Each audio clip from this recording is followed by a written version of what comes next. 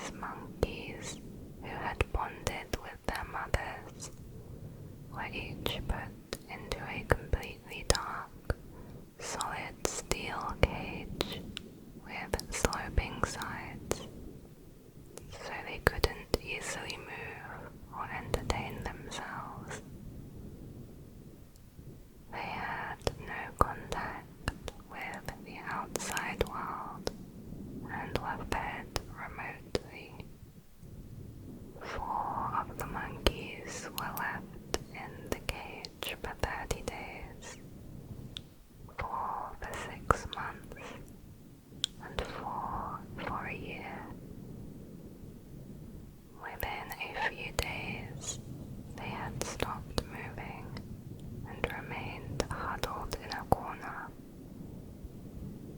After 30 days, they were found to be enormously disturbed. After being isolated for a year, they barely moved and did not explore or play. When placed with other monkeys for a daily play session, they were badly bullied. 2 of them refused to eat and starved themselves to death. This is a rhesus monkey infant in one of Hollow's isolation chambers. The photograph was taken when the chamber door was raised for the first time in 6 months of total isolation. Harlow also wanted to test how the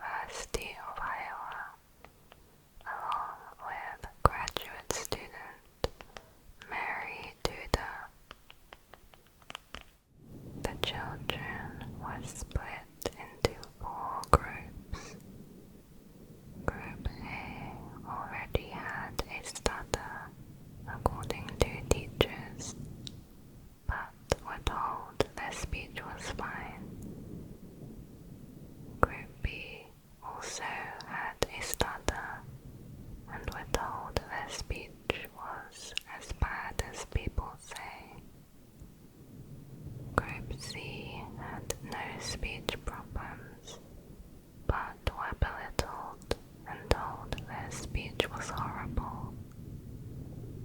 And Group D had no problems and were told their speech was fine.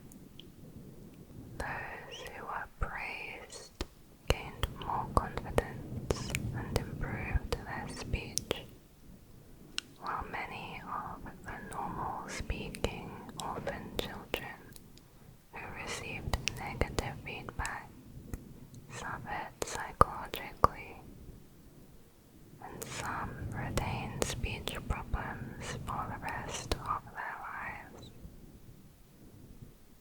The experiment lasted 6 months. Every few weeks, Mary Tudor would talk with each child for about 45 minutes, following a prepared script. To the normal speaking children who were branded stutterers, she said, "The staff has come to the conclusion that you have a great deal of trouble with your speech. You have many of the symptoms of a child who is beginning to stutter. You must try to stop yourself immediately. Use your willpower. Do anything to keep from stuttering. Don't ever speak unless you can do it right." After her second session with 5-year-old Norma, Tudor wrote, "It was very difficult to get her to speak, although she spoke very freely the month before. Another girl, 9-year-old Betty, practically refused to talk. Hazel Potter, age 15, the oldest in the group, became much more conscious of herself, and she talked less. Mary Corhask, a 12-year-old, grew withdrawn.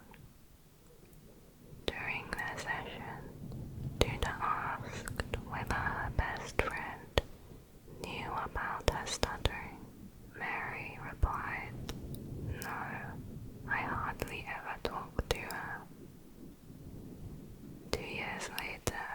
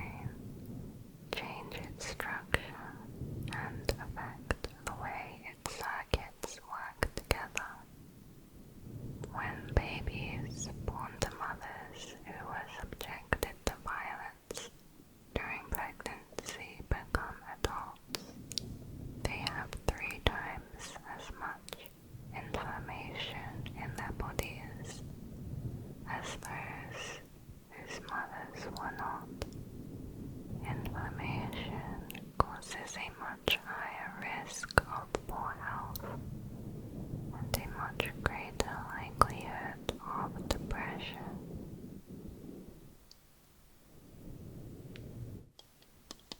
In 2014, conservationist Damien Aspinall attempted to reintroduce a family of gorillas to a wildlife reserve. Damien had already returned 80 gorillas to the wild, but this was the first time anyone had attempted to reintroduce a complete family. The oldest of the family had been rescued by Damien 30 years beforehand and had been in his care ever since.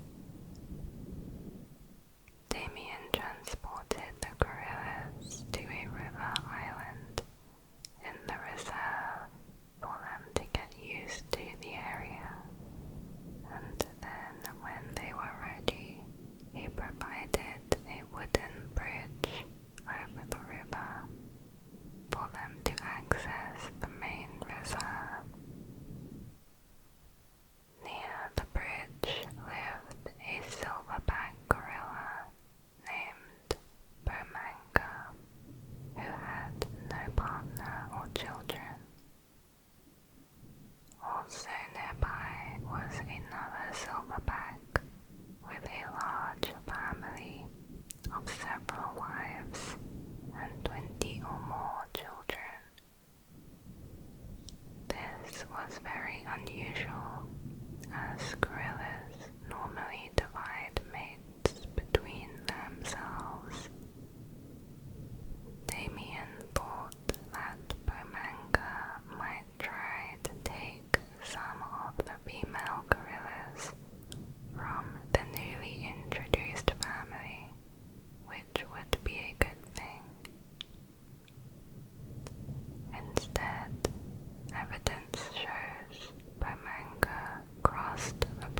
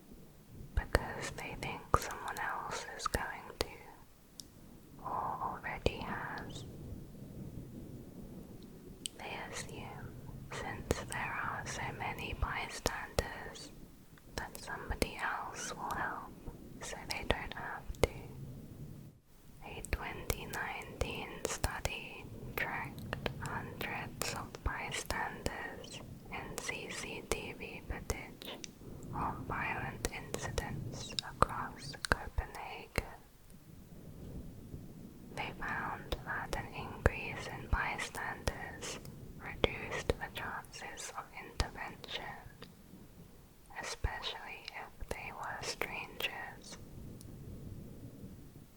Researchers suggest that in emergencies, you can trigger intervention by pointing at individual bystanders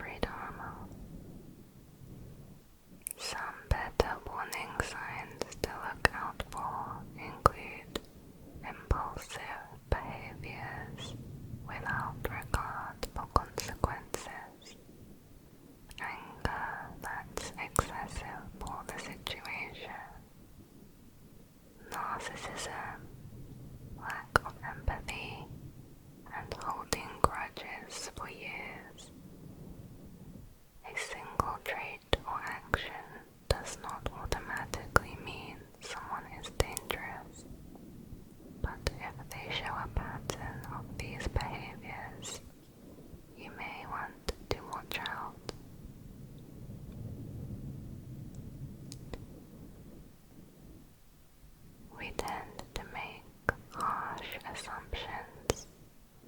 When someone does a bad thing, you assume they're a bad person. But when you do the same thing, you blame your environment instead of yourself.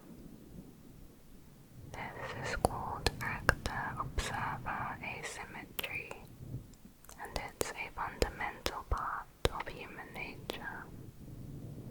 We make false attributions about others while cutting ourselves plenty of slack.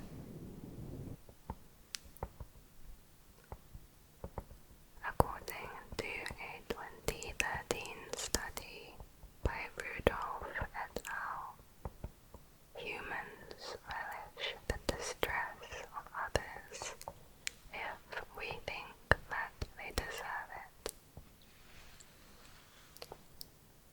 Such as in a movie, we enjoy watching the villain suffer because we saw them do something bad. On the flip side, when we see someone suffering, we may assume that they deserve it, and their hardship is self-imposed. By nature, humans believe in a fair and just world, even if it's not the case in reality.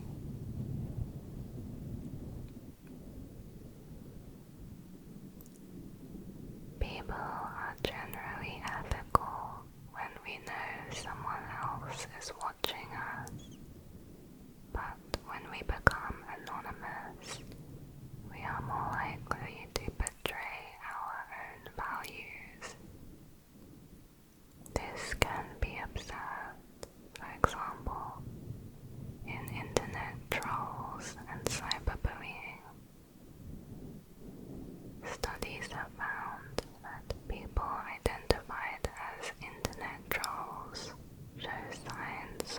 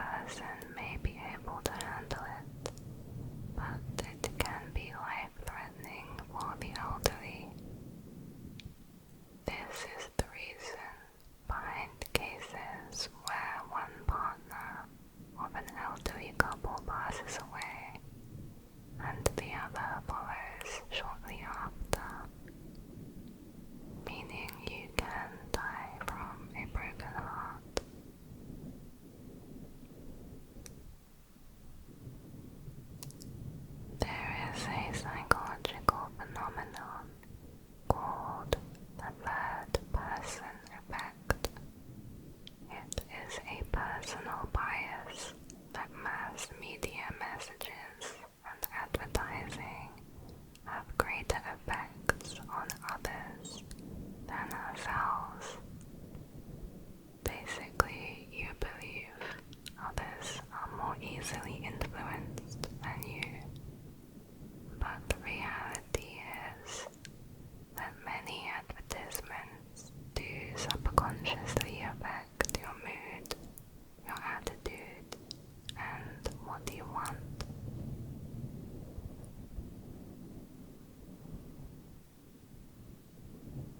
We often believe that once we get something or achieve a specific goal, we will be much happier. But this tends not to be the case. This is because our level of happiness stays about the same, and after the initial excitement, it always reverts to a steady norm. We tend to overestimate our reaction